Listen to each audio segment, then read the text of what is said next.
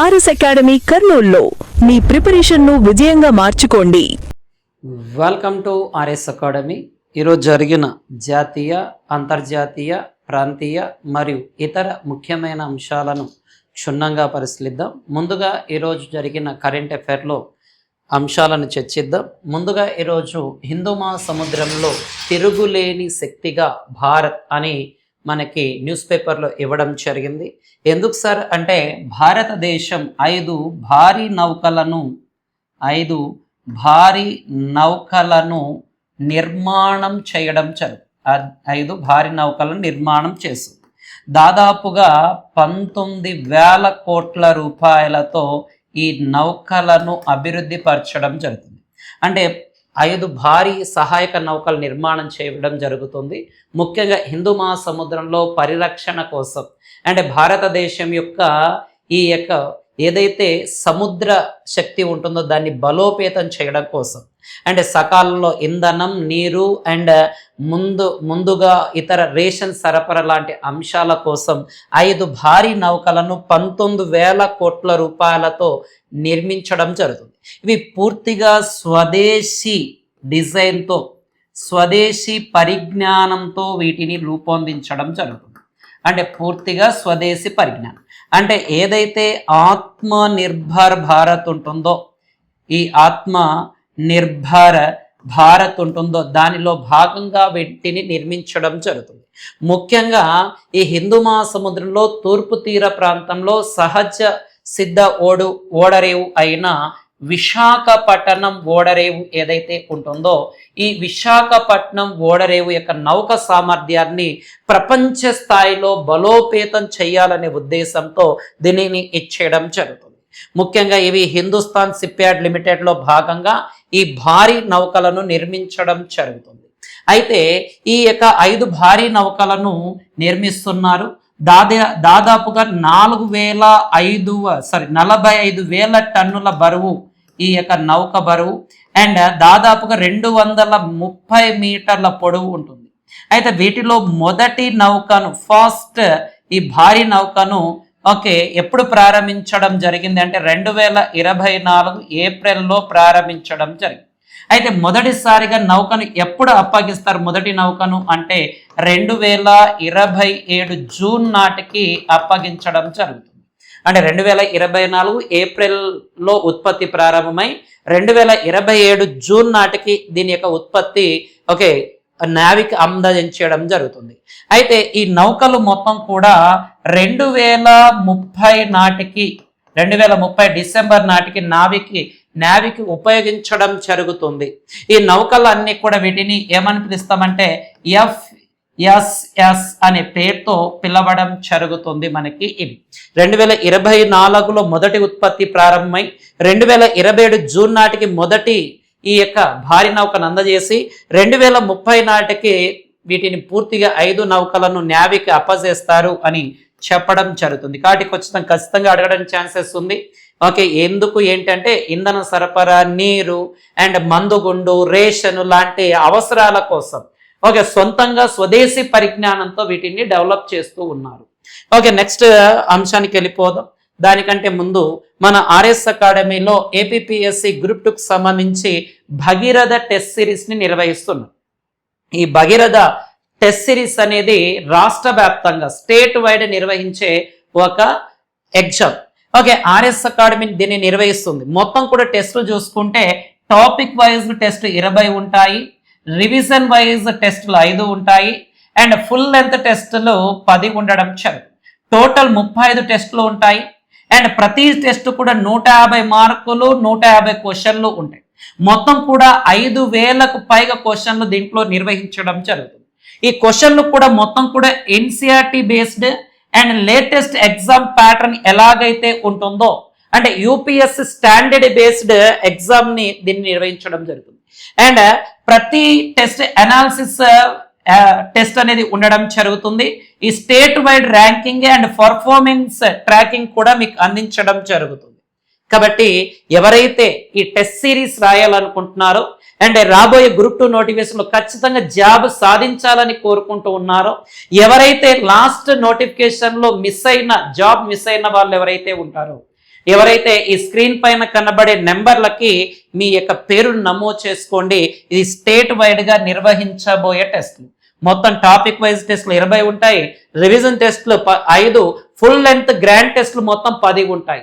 దాదాపుగా 5,000కు పైగా క్వశ్చన్లు దీంట్లో కవర్ అవుతుంది. ఇంకోటి ఏంటంటే ఎన్సీఆర్టీ బేస్డ్ క్వశ్చన్లు ఇవ్వడం జరుగుతుంది.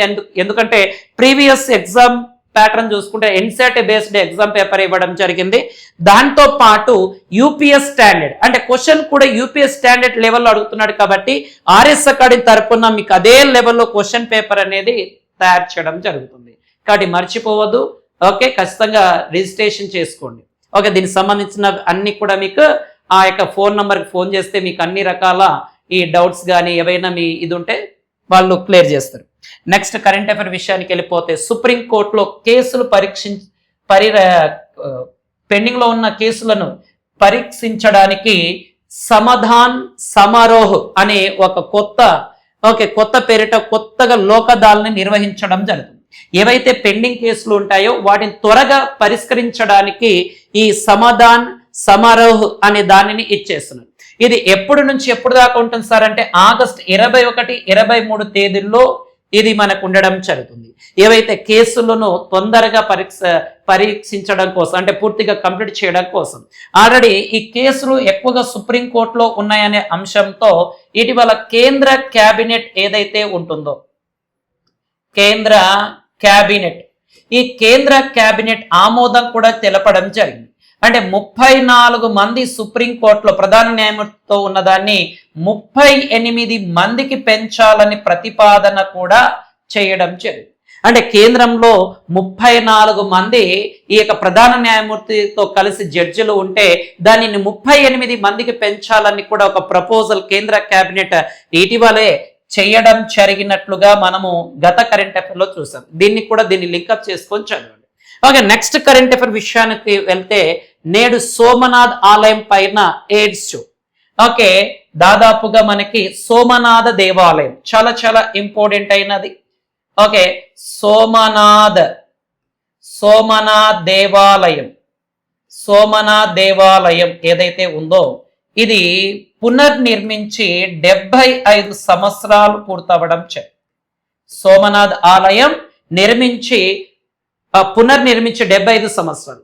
అంటే మొదటి రాష్ట్రపతి అయిన బాబు రాజేంద్ర ప్రసాద్ గారు ఎవరైతే ఉన్నారో ఈ సోమనాథ దేవాలయాన్ని పునర్నిర్మించడం కోసం ప్రారంభించడం జరిగినది 75 సంవత్సరాలు పూర్తయింది. అంటే ఈ సోమనాథ దేవాలయం పైన 1025-26వ సంవత్సరంలో ఈ మహమ్మదీయ వ్యక్తి అయిన ఎవరు సార్ అంటే మనకి ఈ గజనీ మహమ్మద్ అనే వ్యక్తి ఏకంగా భారతదేశం పైన 17 సార్లు దండయాత్ర చేస్తే 17వ దండయాత్ర ఈ సోమనాథ దేవాలయం పైన దండయాత్ర చేసి ఇక్కడ సోమనాథుడు యొక్క విగ్రహాన్ని ఆ బంగారు విగ్రహాన్ని తీసుకెళ్లి తన యొక్క మెట్ల పైన నిర్మించుకోవడం జరుగుతుంది.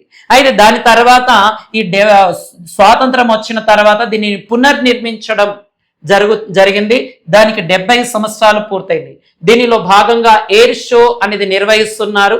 ఓకే, దీంట్లో భాగంగా మనకి ఏది సార్ అంటే మనకి MK-132 విమానాలు పాల్గొనడం జరుగుతుంది. MK-32 విమానాలు పాల్గొనడం జరుగుతుంది. కాషాయం, తెలుపు, పచ్చని రంగులతో కూడిన జాతీయ పతాకాన్ని కూడా దీన్ని ఆవిష్కరించబోతున్నారు. అండ్ చేతక్ హెలికాప్టర్ పైన చేతర్ హెలికాప్టర్ ఏదైతే ఉంటుందో ఈ చేతక్ హెలికాప్టర్ ద్వారా పూల వర్షం కూడా ఆ యొక్క సోమనాథ్ దేవాలయం పైన ఇచ్చేయడం జరుగుతుంది. ముఖ్యంగా కార్యక్రమాలలో భారత ప్రధాని నరేంద్ర మోడీ కూడా పాల్గొనడం జరుగుతుంది. ఇది కాబట్టి సోమనాథ దేవాలయం ఎన్ని సంవత్సరాలు పునర్నిర్మాణ ఉత్సవాలు అంటే 75 సంవత్సరాలు. మొదటిసారిగా దీనిని ఎవరు సార్ అంటే మన భారత మొదటి రాష్ట్రపతి అయిన బాబు రాజేంద్ర ప్రసాద్ గారు దీనిని పునర్నిర్మించడం కోసం శంకుస్థాపన చేయడం జరిగింది. సోమనాథ ఆలయం పైన 1025-26వ సంవత్సరంలో ఈ యొక్క దీనిపైన దండయాత్ర కూడా చేయడం జరిగింది. నెక్స్ట్ క్వశ్చన్కి వెళ్ళిపోతే నెక్స్ట్ కరెంట్ అఫైర్కి వెళ్ళిపోతే జన సురక్ష పథకాలు ఏవైతే ఉన్నాయో 3 పథకాలకు 11 సంవత్సరాలు పూర్తవ్వడం జరిగింది. ఏవైతే 3 పథకాలు ఉన్నాయో ఈ 3 పథకాలకి 11 సంవత్సరాలు పూర్తవడం జరిగింది. 11 సంవత్సరాలు పూర్తవడం జరిగింది. ఓకే, జన సురక్ష పథకాలలో మొదటిది ప్రధానమంత్రి జీవన జ్యోతి భీమా యోజన. చాలా చాలా ఇంపార్టెంట్. ప్రధానమంత్రి జీవన జ్యోతి భీమా యోజన అనే పథకం 11 సంవత్సరాలు పూర్తవడం జరిగింది. ఏ కారణమైన మరణం చేత మరణం చేత 2 లక్షల రూపాయల వరకు బీమా కవరేజ్ ను ఇవ్వడం జరుగుతుంది. అయితే ఈ పథకంలో చేరాలి అంటే రోజుకి 2 రూపాయల చొప్పున 2 రూపాయల కంటే తక్కువ ప్రీమియం కడుతూ సంవత్సరానికి 436 రూపాయలు చెల్లిస్తే సంవత్సరానికి 2 లక్షల మరణం తర్వాత 2 లక్షల రూపాయల బీమా వస్తుంది. ఓకే, ఈ పథకానికి ఎవరు ఎలిజిబుల్ అంటే 18 నుంచి 50 సంవత్సరాల వయసు కలిగిన వారు ఈ పథకానికి అర్హులుగా చెప్పడం జరుగుతుంది. అండ్ బ్యాంకు పోస్ట్ ఆఫీస్ లో ఖాతాదారులు అయి ఉండాలి. ఓకే, నెక్స్ట్ పథకం ఏంటి సార్ అంటే ప్రధానమంత్రి సురక్ష బీమా యోజన. ఈ ప్రధానమంత్రి సురక్ష బీమా యోజన ఇది కూడా ప్రమాద బీమా. ఇది ఏంటి సార్ అంటే జీవిత బీమా పథకం. జీవిత బీమా పథకం ఇదేంటి సార్ అంటే ప్రమాద బీమా పథకం. యాక్సిడెంట్ తర్వాత వచ్చేది. ఓకే, ప్రమాదవశాత్తు మరణం గాని డెత్ లేదా హ్యాండిక్యాప్డ్ వైకల్యం సంభవించినప్పుడు 2 లక్షల రూపాయల వరకు భద్రత ఇస్తారు. ఈ పథకంలో చేరాలి అంటే 18 నుంచి 70 సంవత్సరాల ఏజ్ ఉన్న వాళ్ళు మాత్రమే దీంట్లో ఎలిజిబుల్ గా చెప్పడం జరుగుతుంది. దీనికి కూడా పథకంలో భాగంగా బడ్జెట్ లో భాగంగా కొంత మనీని కేటాయించారు. ఇంకోది ఏంటి సార్ అంటే Atal pension Yojana. Okay, Atal pension Yojana అనే పథకం చాలా చాలా ఇంపార్టెంట్. ఈ పథకం కూడా పెన్షన్ పథకం నాన్న. ఈ పెన్షన్ పథకం ఎవరైతే అసంఘటిత కార్మికులు ఉంటారో ఈ అసంఘటిత కార్మికుల కోసం తీసుకురావడం జరిగింది. ఈ అసంఘటిత కార్మికుల కోసం 18 నుంచి 40 సంవత్సరాల వయసు కలిగిన వారు మరియు దీనిలో మనం చూసుకుంటే ఈ యొక్క ప్రతి సంవత్సరానికి 1000 నుంచి 5000 రూపాయల వరకు దీని కింద చెల్లించడం జరుగుతుంది. అంటే పెన్షన్ అనేది అసంఘటిత కార్మికులు దీంట్లో చేరి నెలకు ఎంతో అంత ప్రీమియం కడితే వాళ్ళకి 60 సంవత్సరాలు వచ్చిన తర్వాత 1000 నుంచి 5000 రూపాయలు వాళ్ళకు చెల్లించడం జరుగుతుంది. అయితే ఈ 3 పథకాల కోసం 11 సంవత్సరాలు పూర్తవ్వడం జరిగింది. ఈ 3 పథకాలు 2015లో ప్రారంభించడం జరిగింది. 2015 మే 9వ తారీఖున ప్రారంభించారు. ప్రధానమంత్రి జీవన జ్యోతి భీమా యోజన భీమా పథకం. ప్రధానమంత్రి సురక్ష బీమా యోజన ప్రమాదం కానీ అంగవైకల్యం సంభవించినప్పుడు. అండ్ అటల్ పెన్షన్ యోజన అసంఘటిత కార్మికుల కోసం అసంఘటిత కర్మాగారంలో పనిచేసిన వాళ్ళ కోసం 60 సంవత్సరాలు నిండిన తర్వాత 1000 నుంచి 5000 రూపాయలు చెల్లించే విధంగా ఈ పథకాన్ని రూపొందించడం జరిగింది కేంద్ర ప్రభుత్వం. ఓకే, నెక్స్ట్ కరెంట్ అఫైర్ విషయానికి వెళ్ళిపోతే వలసదారుల మరణం చాలా చాలా ఇంపార్టెంట్ అయినది నాన్న. ఈ వలసదారుల మరణం మొత్తం 2025లో 7672 వలసదారి మరణాలలో 56.8% మరణాలు అక్రమ రవాణా మార్గంలో జరిగినవి. అంటే 2025లో 7672 మరణాలు సంభవిస్తే దానిలో 56% మరణాలు అన్ని కూడా అక్రమ మరణాలే అని చెప్పడం జరుగుతుంది. ఈ మరణాల్లో భారత స్థానం ఇండియా యొక్క ప్లేస్ భారత స్థానం 31వ స్థానంలో ఉంది. అంటే అక్రమ వలస మరణాలలో. అయితే మొదటి స్థానంలో ఏ దేశం ఉంది సార్ అంటే ఇరాన్ అనే దేశం మొదటి స్థానంలో ఉంది. రెండవ స్థానం లిబియా అండ్ మూడవ స్థానం యెమెన్. మూడవ స్థానం ఏది సార్ అంటే యెమెన్ అనేది. నాలుగవ స్థానం మయన్మార్. నాలుగవ స్థానం ఏముంది సార్ అంటే మయన్మార్. ఐదవ స్థానం టునేషియా అనేది ఉండడం జరుగుతుంది. అంటే ప్రపంచవ్యాప్తంగా ఈ వలసదారి మరణాలు ఈ వలసదారి మరణాలు 7,000కు పైగా ఉంటే దానిలో 58% మరణాలన్నీ కూడా ఓకే వలస దారి అంటే అక్రమ రవాణా మార్గాల్లో జరిగినవే. అయితే దీంట్లో భారతదేశం 31వ స్థానం.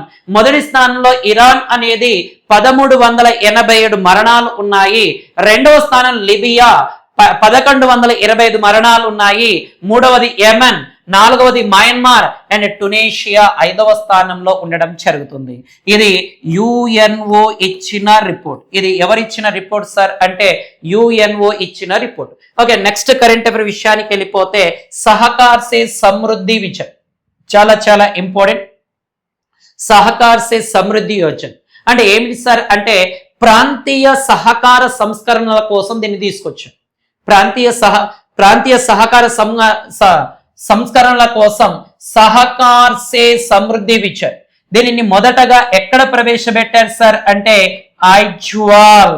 ఎక్కడ ప్రవేశపెట్టారు సార్ అంటే ఐజ్వాల్. ఈశాన్య భారతదేశంలో సహకార నేతృత్వ అభివృద్ధి అంటే కోఆపరేషన్ డెవలప్మెంట్ జరగాలనే ఉద్దేశంతో సహకార్ సే సమృద్ధి విజయాన్ని తీసుకురావడం జరిగింది. ముఖ్యంగా పాడి సంఘాలు, మత్స్యకార సంఘాలు అండ్ సహకార బ్యాంకింగ్, ధాన్యపు నిల్వల సదుపాయాలు లాంటివి డెవలప్ చేయాలనే ఉద్దేశంతో దీన్ని తీసుకురావడం జరిగింది. అండ్ భారతదేశంలో ఆర్గానిక్ లాంటివి తీసుకురావాలి అండ్ 2047 నాటికి అభివృద్ధి చెందిన భారతదేశంలో భాగంగా ఉండాలనే ఉద్దేశంతో సహకార్ సే సమృద్ధి విజన్ అనే దాన్ని తీసుకొచ్చారు. ఓకే, ఈ ఐజ్వాల్ ఏ దేశ రాజధాని సార్ అంటే మిజోరం రాష్ట్ర రాజధాని. ఐజ్వాల్ అనేది మిజోరం రాష్ట్ర రాజధాని. ఇక్కడ గమనించండి, ఇటీవల మిజోరం రాష్ట్ర శాసనసభ ఈ రాష్ట్రం యొక్క మిజో భాషను మిజో లాంగ్వేజ్ ఏదైతే ఉంటుందో ఈ మిజో భాషను 8వ షెడ్యూల్ ఉంటుందో ఈ 8వ షెడ్యూల్లో చేర్చాలని ఆ రాష్ట్రం శాసనసభ మిజోరం రాష్ట్రం శాసనసభ ఆమోదించడం జరిగింది. మరియు ఈ 8వ షెడ్యూల్లో చేర్చాలని ఆమోదించారు. ఇంకోటి ఏది సార్ అంటే మేఘాలయ రాష్ట్రం. ఓకే, ఇది కూడా లాంగ్వేజ్ సంబంధించింది. మేఘాలయ రాష్ట్రం. ఈ మేఘాలయ రాష్ట్రాలలో ముఖ్యంగా ఈశాన్య రాష్ట్రాల్లో ప్రధానంగా ఈ ఇంగ్లీష్ అనేది ప్రధాన భాషగా ఉంటుంది. అయితే ఈ మేఘాలయ రాష్ట్రంలో గారో మరియు ఖాసీ భాషలను అధికార భాషలుగా మేఘాలయ రాష్ట్రం ప్రకటించింది. కాబట్టి కొంచెం జాగ్రత్త చూడండి. ఐజ్వాల్లో మొదటి ప్రాంతీయ సహకార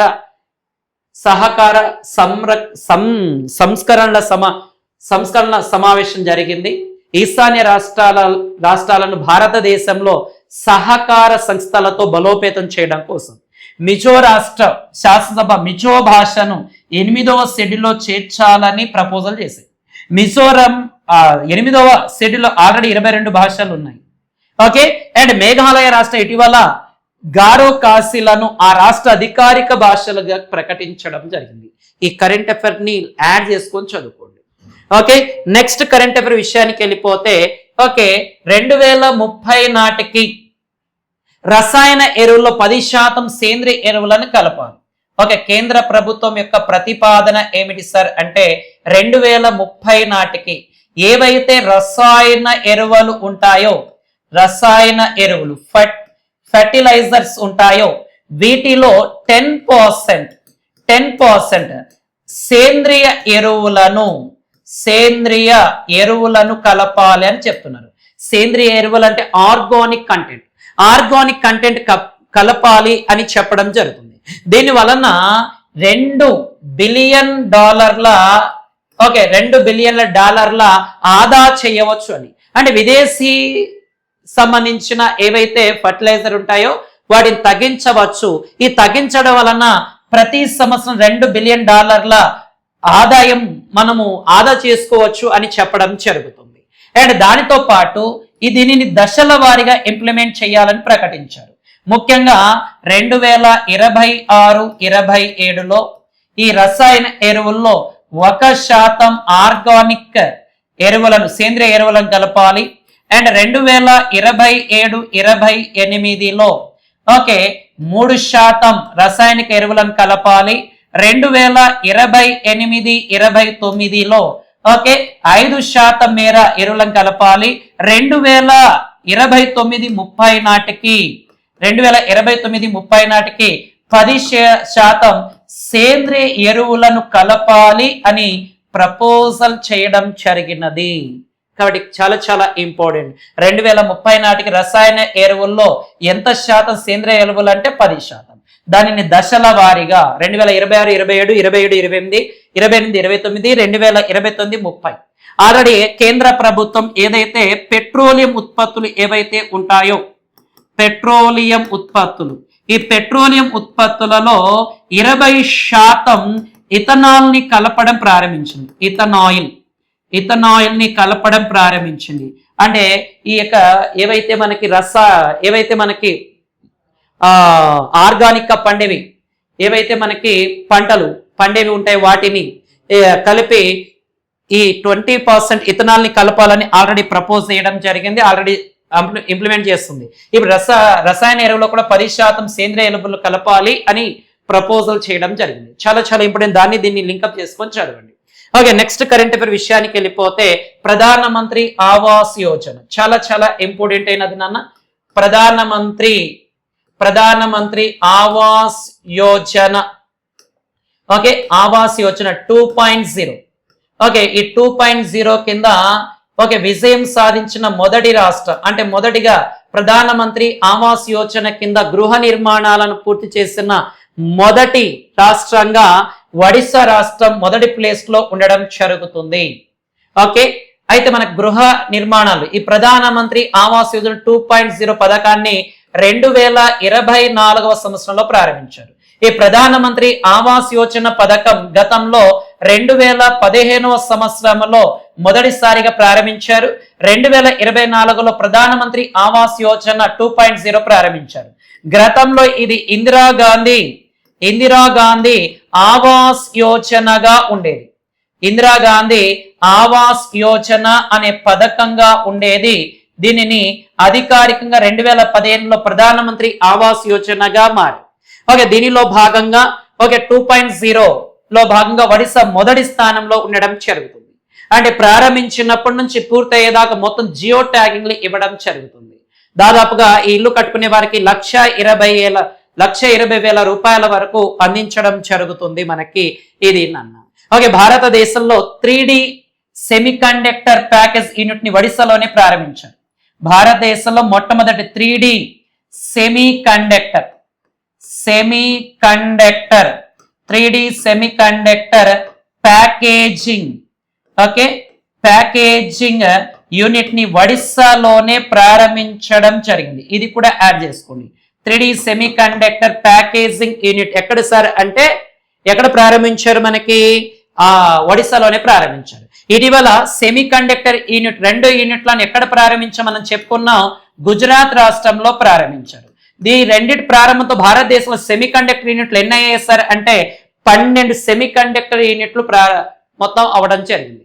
కాబట్టి వీటిని లింకప్ చేసుకొని నీట్గా కేవలం కరెంట్ అఫైర్ కాదు, కరెంట్ అఫైర్ తో పాటు స్టాండర్డ్ ని మనం ఎప్పుడైతే కలుపుతామో అప్పుడు ఎక్కువ మార్కులు సాధించడానికి ఆస్కారం ఉంటుంది. ఓకే, నెక్స్ట్ కరెంట్ అఫైర్ విషయానికి వెళ్ళిపోతే జైళ్ళకు సంబంధించినది రావడం జరిగింది. ఓకే, జైళ్లలో ఉన్న ఖైదీలు ప్రతిపాదన చాలా తక్కువగా ఉన్నారని చెప్పడం జరుగుతుంది. అయితే దేశంలో అధిక సాంద్రత ఉన్న దాంట్లో ఢిల్లీ మొదటి స్థానంలో ఉంది. జైళ్ల సాంద్రతలో 194.6%. అండ్ మేఘాలయ రెండవ స్థానం 163.5%. జమ్మూ అండ్ కాశ్మీర్ 148.3%. మధ్యప్రదేశ్ 147.1%. మహారాష్ట్ర 143.9%.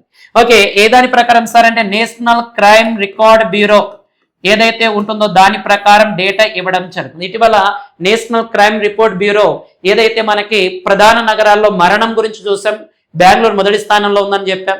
అండ్ ఏదైతే మనకి ప్రమాదాలు రోడ్డు రవాణా ప్రమాదాలు ఇలాంటి ప్రమాదాలలో కూడా మనం చూసాము. అండ్ దాని తర్వాత ఈ వ్యవసాయ రైతుల మరణాలు కూడా మనం చూడడం జరిగింది. ఈ నేషనల్ క్రైమ్ రిపోర్ట్ బ్యూరో అనేది ప్రకటించడం జరిగింది. ఓకే, ఖైదుల శాతం 2024లో 194.6% ఉంటే 2023లో 200% పెరిగింది.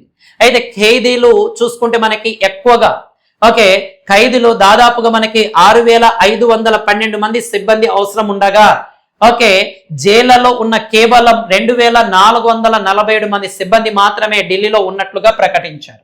అంటే సిబ్బంది కంటే ఖైదీలు ఎక్కువ మంది ఉన్నారు, దాంట్లో ఢిల్లీ మొదటి స్థానంలో ఉంది అని చెప్పడం జరుగుతుంది. ఓకే నెక్స్ట్ కరెంట్ అఫైర్ విషయానికి వెళ్ళిపోతే బైగా తెగకు సంబంధించిన కరెంట్ అఫైర్ వచ్చింది. ఓకే బైగా అనే తెగ సార్ అంటే బైగా అనే ట్రైబ్. ఈ బైగా అనే తెగ ఎక్కడ ఉంటుంది సార్ అంటే ఛత్తీస్గఢ్ రాష్ట్రంలో ఉంటుంది. ఏది సార్ అంటే ఛత్తీస్గఢ్ రాష్ట్రం. ఈ ఛత్తీస్గఢ్ రాష్ట్రంలో ఈ బైగా అనే తెగ ఏదైతే ఉంటుందో ఈ బైగా తెగకు సంబంధించిన వాళ్ళు ఓకే దాదాపుగా ఛత్తీస్గఢ్ లో 13 మంది పిల్లలను ఓకే 13 మంది పిల్లలను వెట్టి చాకిరి ఏదైతే ఉంటుందో ఈ వెట్టి చాకిరి నుండి రక్షించడం జరుగుతుంది. ఛత్తీస్గఢ్ లో బైగా తెగలో పిల్లలు వెట్టి చాకిరి కింద ఎలాంటి ప్రతిఫలం లేకుండా వాళ్ళ నుంచి పని చేయించుకునే వారిని వెట్టి చాకిరి అంటాం. ఆ వెట్టి చాకిరి నుంచి 11 మంది పిల్లలను కాపాడడం జరిగింది. ఓకే మన వెట్టి చాకిరి గురించి మనకి 23వ ఆర్టికల్ చెప్తుంది. ఓకే 23వ ఆర్టికల్ 24వ ఆర్టికల్ బాల కార్మిక నిషేధము, వెట్టి చాకిరి, మానవ అక్రమ రవాణా ఏదైతే ఉంటుందో దానిలో భాగంగా తెలియజేయడం జరుగుతుంది. ముఖ్యంగా ఈ బైగా తెగ మన భారతదేశంలో ఎక్కువగా ఎక్కడుంటారు సార్ అంటే మధ్యప్రదేశ్ అండ్ ఛత్తీస్గఢ్ రాష్ట్రాలు ఏవైతే ఉంటాయో ఆ రాష్ట్రాలలో ఎక్కువగా ఉండడం జరుగుతుంది మనకి ఇది. ఓకే వీటి యొక్క జీవన ఉపాధి విషయానికి వస్తే ఇలా జీవన ఉపాధిని బేవార్ అనే పేరుతో పిలుస్తాం. బేవార్ అంటే ఏంటి సార్ అంటే పోడు వ్యవసాయం. ఓకే షిఫ్టింగ్ అగ్రికల్చర్ అంటే చిన్న చిన్న అటవీ ఉత్పత్తులు ఈ యొక్క చిన్న చిన్న అటవీ ఉత్పత్తులు పోడి వ్యవసాయం పైన ఆధారపడి వీళ్ళు జీవనం అనేది కొనసాగించడం జరుగుతుంది. కాబట్టి ఇటీవల వెట్టి చాకరీ నుంచి సంరక్షించారు ఏ తెగ యొక్క పిల్లలను అంటే బైగా తెగ. బైగా తెగ ఛత్తీస్గఢ్ లో నుంచి కాపాడారు. ప్రధానంగా మధ్యప్రదేశ్ ఛత్తీస్గఢ్ లో ప్రధానంగా ఉంటారు, దాని చుట్టుపక్కల రాష్ట్రాల్లో కూడా ప్రధానంగా ఉంటారు. వీళ్ళ యొక్క జీవన ఉపాధి ఏమంటారంటే బేవారు, పోడి వ్యవసాయం, అటవీ ఉత్పత్తులు. ఓకే నెక్స్ట్ కరెంట్ అఫైర్ విషయానికి వెళ్ళిపోతే ప్రాజెక్ట్ ఫ్రీడమ్ చాలా చాలా ఇంపార్టెంట్ అయినది నాన్న. ఇటీవల బాగా కరెంట్ అఫైర్ లో నుంచున్న అంశం project freedom. Okay project freedom అనే దానిని ఎవరు ప్రారంభించారంటే యుఎస్ఏ. ఈ యుఎస్ఏ ఎందుకు కోసం ప్రారంభించింది అంటే మనకి ఏదైతే జలసంధి కోసం కొట్టుకుంటున్నారో ఓకేనా ఏ సార్ అంటే హుర్మోజ్ జలసంధికి సంబంధించి ఆ జలసంధి దిగ్బంధం నుంచి అక్కడ చమురు రవాణా నౌకలు గాని అండ్ ఇతర సరుకు రవాణా నౌకలను సంరక్షించడం కోసం యుఎస్ఏ ప్రారంభించడం జరిగింది. దీనిని తాత్కాలికంగా ప్రాజెక్ట్ ఫ్రీడమ్ అనే దానిని నిలిపివేస్తున్నట్లుగా ఏది సార్ అంటే నిలిపివేస్తున్నట్లుగా యుఎస్ఏ ప్రకటించడం జరిగినది. అంటే చిక్కుకోపోయిన వేలాది నౌకలను ఓకే సంరక్షించి వారి యొక్క గమ్యస్థానం చేర్చడం కోసం యుఎస్ఏ ప్రాజెక్ట్ ఫ్రీడమ్ అనే దాన్ని ప్రారంభించడం జరిగినది. ఓకే నెక్స్ట్ కరెంట్ అఫైర్ విషయానికి వెళ్ళిపోతే సోమనాథ దేవాలయం ఇందాక చెప్పాం కదా మనం. ఓకే అది ఓకే నెక్స్ట్ కరెంట్ అఫైర్ విషయానికి వెళ్ళిపోతే తారా పరీక్ష చాలా చాలా ఇంపార్టెంట్ అయినది నాన్న. దేశ రక్షణను బలోపేతం చేయడం కోసం తారా పరీక్ష ఏదైతే ఉందో ఇది విజయవంతంగా పూర్తి చేయడం జరిగినది మనకి ఇది. ఓకే తారా పరీక్ష స్వదేశీ పరిజ్ఞానంతో తయారు చేసిన వన్ ఆఫ్ ద మిసైల్ ఏది సార్ అంటే ఇండిజినస్ టెక్నాలజీ స్వదేశీ పరిజ్ఞానంతో రూపొందించినది ఓకే టాకిల్ అడ్వాన్స్ రేంజ్ అగ్యుమేటెడ్ అనే పేరుతో పిలవడం జరుగుతుంది మనకి. ఓకే దీనికి సంబంధించి పూర్తి స్థాయిలో డిఆర్డిఓ పూర్తిగా దీన్ని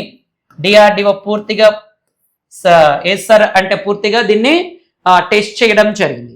దాంతోపాటు డిఆర్డిఓ అంటే మనకి 1958లో డిఆర్డిఓ ఏర్పాటు చేశారు. దీని యొక్క ప్రధాన కార్యాలయం ఎక్కడ కలదు సార్ అంటే న్యూఢిల్లీలో డిఆర్డిఓ ప్రధాన కార్యాలయం కలదు. అండ్ డిఆర్డిఓకి సంబంధించి ప్రస్తుత చైర్మన్ ఓకే చూస్తున్న వాళ్ళు కామెంట్ చేయండి, లైక్ చేయండి, షేర్ చేయండి. ఓకే ప్రస్తుత డిఆర్డిఓ చైర్మన్ గా ఎవరు పనిచేస్తున్నారు. ఓకే నెక్స్ట్ కరెంట్ అఫైర్కి వెళ్ళిపోదన్నాను. ఓకే ఏ సార్ అంటే కొత్త సిడిఎస్ చీఫ్ డిఫెన్స్ స్టాఫ్ గా మనకి ఎవరు బాధ్యతలు స్వీకరించారు సార్ అంటే ఆ రాజా సుబ్రహ్మణ్యన్ గారు తీసుకున్నారు.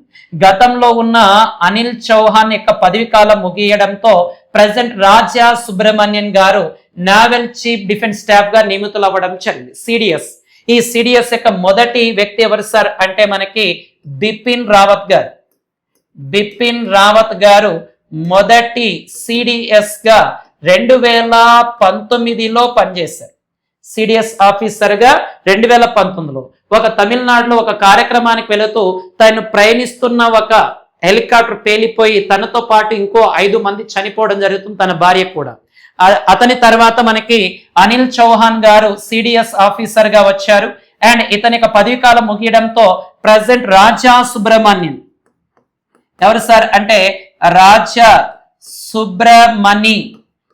సుబ్రమణి అనే వ్యక్తి జాయిన్ అవ్వడం జరిగినది. ఓకే, నెక్స్ట్ కరెంట్ అఫైర్ విషయానికి వెళ్ళిపోతే దేశాల సైనిక వ్యయం చాలా చాలా ఇంపార్టెంట్ నాన్న. ఈ సైనిక వ్యయాలతో పోలిస్తే అమెరికా ప్రపంచంలోనే అత్యధిక సైనిక వ్యయం కలిగిన దేశంగా ఉంది. 954 ఓకే దీనికోసం కేటాయించారు. ఓకే 7.5% తగ్గుదల 2024తో పోలిస్తే.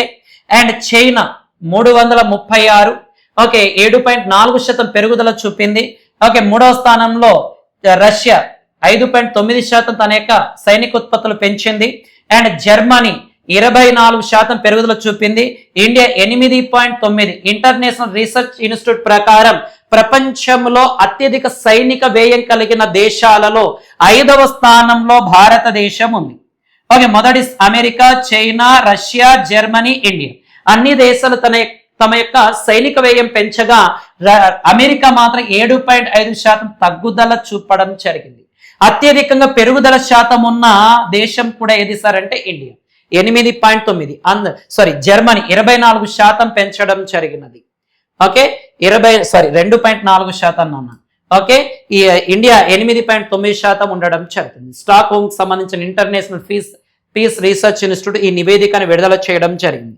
ఓకే నెక్స్ట్ ఇది నా టుడే న్యూస్. మిగిలిపోయిన అంశాలు ఉంటే రేపటి కరెంట్ అఫైర్లో మళ్ళీ మాట్లాడదాం. RS academy Kurnool. మీ స్వామి సార్, జై హింద్.